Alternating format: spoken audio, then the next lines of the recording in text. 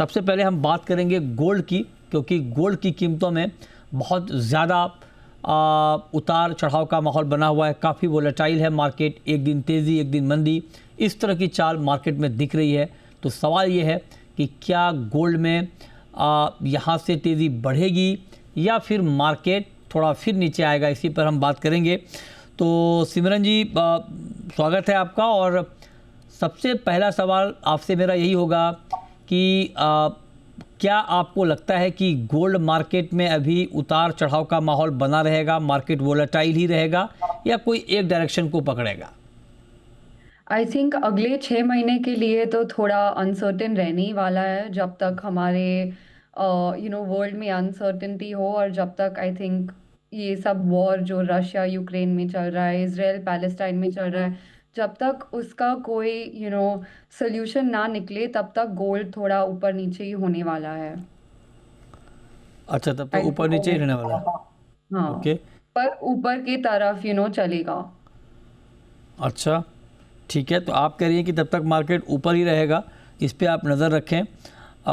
एक बात मैं आपसे और जानना चाह रहा हूँ कि ऐसे में जब मार्केट बहुत वोलेटाइल है, बहुत फ्लक्चुएशन है, तो इसका रिटेल डिमांड पे क्या इम्पैक्ट पड़ता है या क्या इम्पैक्ट पड़ रहा है इस वक्त जब मैं आपसे बात कर रहा हूँ?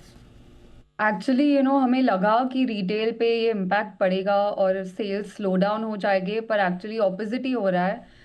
इंडियन कंज्यूमर जब रिटेल में देख रहा है कि गोल्ड हर रोज़ ऊपर जा रहा है, वो एक्चुअली और ख़रीद रहे थे। और ये दिवाली सबसे अच्छी दिवाली थी, इतनी कि कोई भी रिटेलर के पास गोल्ड कॉइन भी नहीं बचे थे दिवाली के वीक के बाद। तो एक्चुअली अभी कंज्यूमर और रिटेल डिमांड स्ट्रांग ही है और स्ट्रांग ही रहेगा। अच्छा, तो आप कह रहे हैं कि रिटेल डिमांड स्ट्रांग है और स्ट्रांग ही रहेगा। ज्वेलरी की डिमांड के पॉइंट ऑफ व्यू से अभी का मार्केट, अभी आपको जैसे अभी आपने कहा कि स्ट्रांग है, लेकिन कुछ लोग कह रहे हैं कि दाम जब बहुत वोलेटाइल होता है तब डिमांड थोड़ी रुक जाती है, ऐसा कुछ है क्या? एक्चुअली डिमांड रुकी हुई नहीं है फ्रॉम द मैन्युफैक्चरर्स पर्सपेक्टिव, क्योंकि हम रिटेलर्स के लिए मैन्युफैक्चर करते हैं, करेक्ट। तो हमारे पर्सपेक्टिव से ऑर्डर्स अभी भी आ रहे हैं। एक्चुअली गोल्ड की कमी है, सोना हमें इजीली नहीं मिल रहा है, वेट टाइम ज़्यादा हो गया है, पर डिमांड है।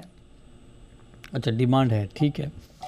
अब एक बात ज़रा बताएं कि ऐसे सिचुएशन में जब मार्केट इतना बूम पे है, महिला ज्वेलर्स की पसंद बन रही है क्या ये इंडस्ट्री? मतलब या अभी भी महिलाओं की उस तरफ से एंट्री नहीं हो रही है ज्वेलरी सेगमेंट में? आई थिंक मैंने ज्वाइन किया 6 साल पहले, तभी I think percentage women versus main बहुत कम थी। पर अब 6 साल के बाद मैं कॉन्फिडेंटली बोल सकती हूँ कि बहुत सारी मैन्युफैक्चरिंग इंडस्ट्री में स्पेशली अब जेंडर रेशियो 50-50 हुआ है। आई थिंक बहुत सारी महिलाएं और अब इंडस्ट्री ज्वाइन कर रही है। आई थिंक पहले ऐसे होता था कि जब मैंने ज्वाइन किया तब ऐसे था कि लड़कों की कोई क्रिकेट मैच चल रही है और एक लड़की आई है और पूछ रही है क्या मैं खेल सकती हूँ कि नहीं। पर आई थिंक वो लोग भी क्यूरियस थे कि क्या ये फ्यू लड़कियां जो आई है वो कर सकेगी कि नहीं। पर I think we all started hitting sixes and I think people are more confident. अब तो आप वर्ल्ड कप जीत गई हैं, अब तो आप लोग वर्ल्ड कप जीत गई हैं। हम हाँ, तो ट्राई कर रहे हैं इसीलिए हाँ। और आई थिंक जो जो लड़कियां आई है वो अच्छी एग्जाम्पल बन रही है, तो और भी हम्म, लड़कियां इंडस्ट्री ज्वाइन कर रही है। सो आई थिंक वो अपवर्ड ट्रेंड ही रहेगा। अपवर्ड ट्रेंड ही रहेगा। कोई टारगेट है आपके दिमाग में सिमरन, हमारी गोल्ड कंपनी सिल्वर का? अभी 50-50 है।